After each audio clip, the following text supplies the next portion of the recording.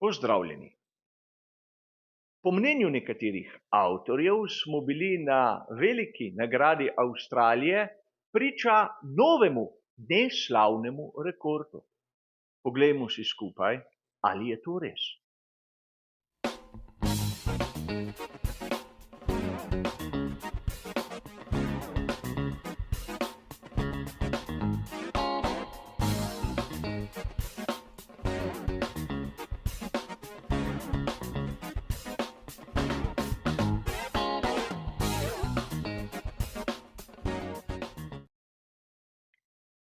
Verjamem, da ste tudi vi opazili razne članke ter grafike, ki so navajale neslavni rekord Landa Norrisa. Namreč v tem trenutku je voznik, ki je bil največkrat na zmagovalnem odru, brez da bi dosegel zmago. In najprej sem se sam osebno začel spraševati, kaj je tu tako neslavnega. Sam mu zmago privoščim, ampak ker mu ni uspelo, še ne pomeni, da je slab voznik. Zmaga pravzaprav ne pove mnogo o kvalitetah voznika. Videli smo to pri McLarenu, kjer sta bila moštvena kolega Daniel Ricciardo in seveda Lando Norris. Daniel je seveda osvojil veliko nagrado Italije v sezoni 2021, ampak to mu ni pomagalo v nadaljevanju ohraniti sedeža upravičeno. In kaj pomeni, če Lando Norris ni še dosegel zmage v Formuli 1? Namreč po takšni logiki bi morala biti, na primer, Pierre Gasly in Esteban Ocon bistveno boljša, bistveno hitrejša, bistveno bolj perspektivna.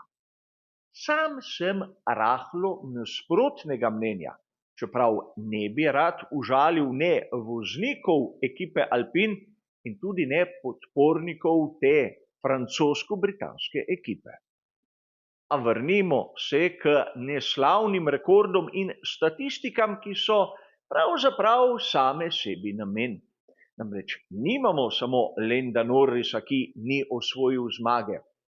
Imamo tudi Nika Hülkenberga, ki kljub naporom ni prišel niti do zmagovalnega odra in drži rekord voznika, ki ima največ štartov brez tega dosežka. Je zaradi te, imenujmo jo, pomanjkljivosti v tem trenutku, na primer, slabši od Magnusena, njegovega moštvenega kolege? V mojem videnju je Hülkenberg bistveno bolj konkreten in seveda za ekipo Haas bistveno bolj dragocen. Sedaj se lahko začnemo spraševati, zakaj nam določeni viri dobesedno servirajo takšne vsebine.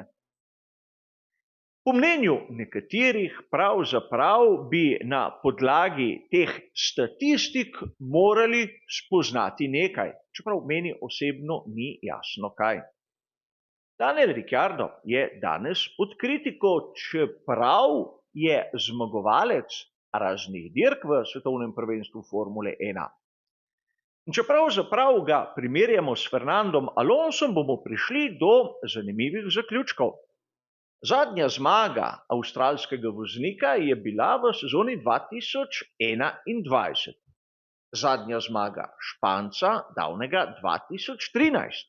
Sedaj, kdo je boljši izmed njiju dveh? Ali Ricciardo ali Alonso?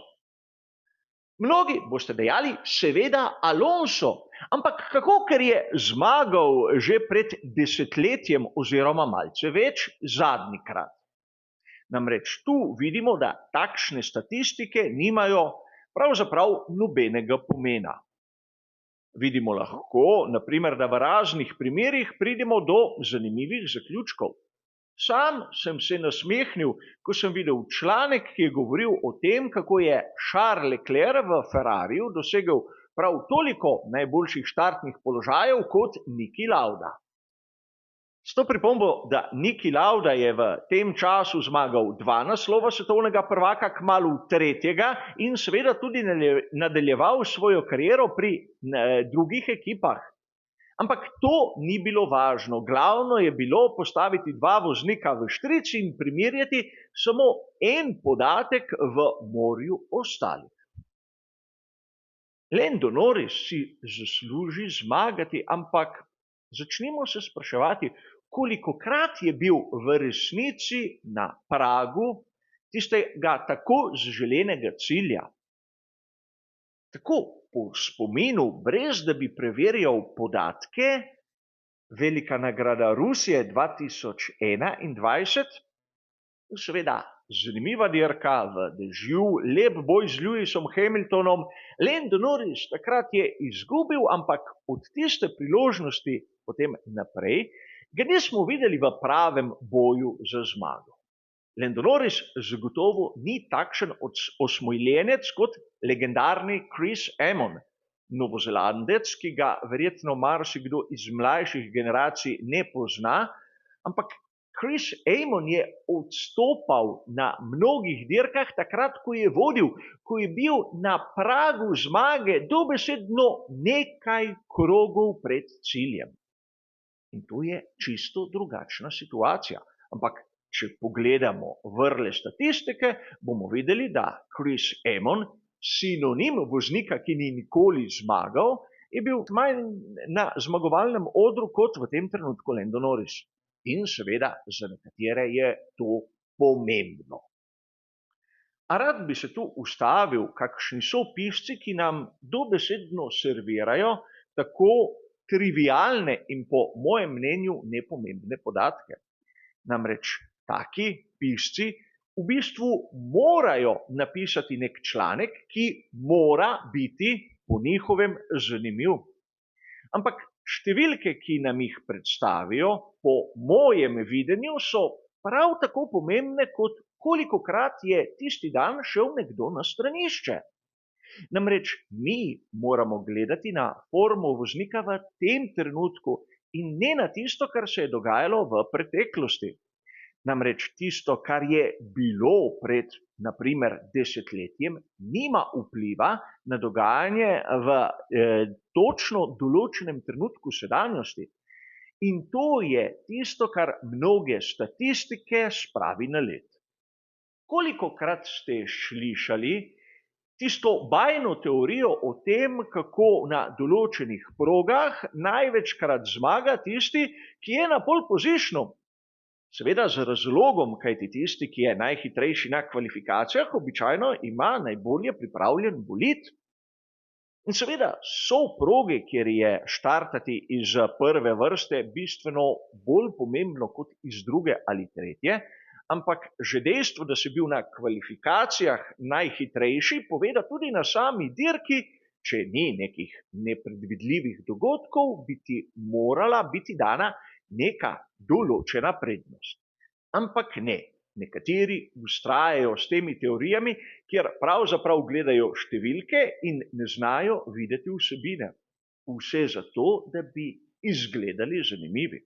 Sam vam priznam, da jaz se ne trudim biti zanimiv. Povem tisto, kar se mi zdi pomembno v določenem trenutku. Nekaterim bo všeč, drugim seveda ne. Ampak sedaj govoriti o neslavnem rekordu Landa Norrisa se mi zdi pretirano. In tu je treba povedati, da mi, navdušenci v takih primerih, bi morali začeti opozarjati te razne, imenujmo jih avtorje, na to, da njihovi izdelki pravzaprav ne sodijo v svet Formule 1.